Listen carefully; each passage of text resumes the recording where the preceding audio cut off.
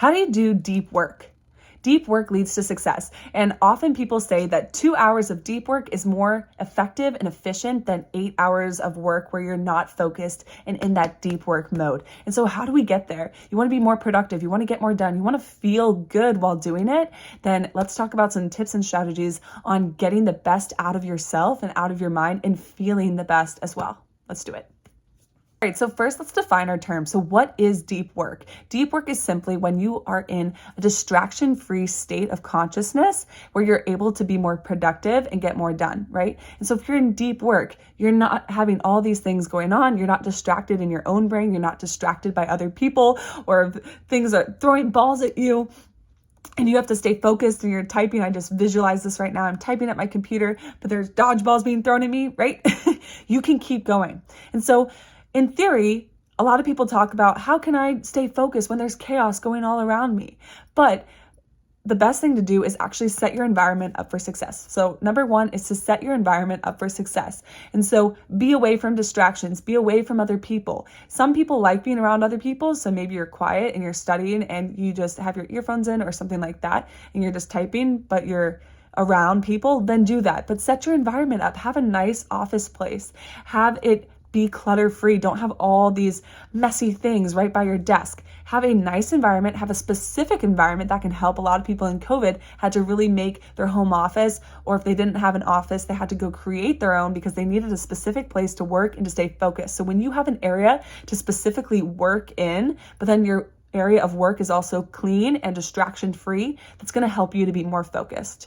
Number two, another thing is to have deep work and to get more focused. I found, and from what I've read, is that you have to start right away. If you get a nice long rest and get some sleep during the night, the best time to get deep work in for most people is right when you wake up. Your brain is fresh, you're ready to go. You haven't had to make any decisions. And if you've seen that, the human brain makes 32,000 to 35,000 decisions a day, every single day. So if you wait till the afternoon or if you wait till the evening, you're going to have already made so many decisions. You're going to be impacted by the energies of other people. You're going to have problems that come up. You're going to have other things and text messages. And so just wake up from your bed, be fresh, and be ready to go. Go to your nice environment. It's all set up. You know where you need to work, and you know what you need to do, and get working. That has truly made a huge difference in my life, is when I wake up and I go, right?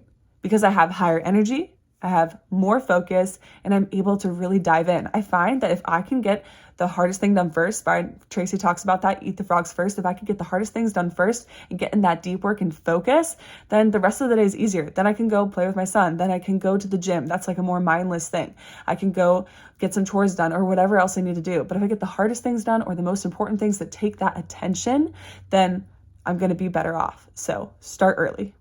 Number three, another way to get better at deep work and to actually be effective at it is to do something that you're passionate about or that you're actually good at. It's hard to do deep work on something if you don't actually enjoy it or if you're not inherently good at it. Sure, you could work on it or you could get better at it. But I know for me, I love to think, I love to write, I love to learn. And so I could spend hours on that. I could spend hours writing. My brain just goes, do. And I don't know why it's like that. That could be a negative, but it also can be a pro. It could be a good thing. And so how can I use that to my advantage and find those things that you're naturally more interested in or gifted at, or that comes a little bit easier to you? It's going to be a lot better. And so find things that you align with, find things that you enjoy, and get into that deep work with that.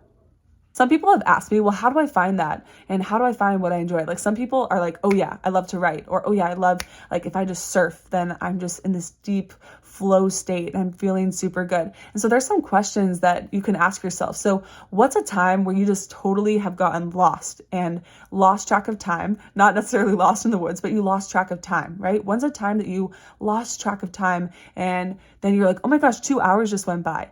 That could be a clue on something that you're really passionate about or that you really enjoy or that was really fun. Have you ever heard that? Time flies when you're having fun. Time flies when you're in deep work or you're being really focused. And so think about one of those times where you just lost track of time, or what are the things that you just really gravitate towards that I talk about this, maybe you think it's normal to gravitate towards, but other people don't. So what is that thing for you? What can you get lost in and do for a long period of time? And what is something that maybe is unique to you that you like that other people don't? Number 4, some of these seem obvious to me, but I realized I should probably state them. And so, because sometimes like what might seem obvious isn't and such. So anyways, you want to reduce distractions. You want to reduce that. So that's why I know I like to have fruit or a smoothie or wake yourself up with some water. So what is something that you could do to give you energy? Part of it is just you're going to be naturally more energized if you do something in the morning, but what are the things that you can add to give yourself that boost of energy and to make you feel better? Number 5, the other thing is with the distractions that I was talking about, like don't have your phone with you or have your phone with you, but mute and silence all the notifications, right? If it's going to be too much of a distraction, get rid of your phone. And so all these things, it's not just about like if there's people around you, if there's other things, anything that's a distraction to you, having TV going on, listening to music, like get away to a quiet space and really get focused. It really, really, really makes a difference. Lastly, one of the other best ways to really get into deep work is to take care of yourself. You can schedule breaks. I know this was really helpful. And a lot of teachers, when we were in COVID, they really talked about how wonderful it was for them to teach and get to really focus on their class. And then they would do a little work or a grade, but then they would go for a run or they would do some yoga or take a little break or say hi to their family really quick. And then they go back. Having these scheduled breaks can actually give you energy if you do the right things.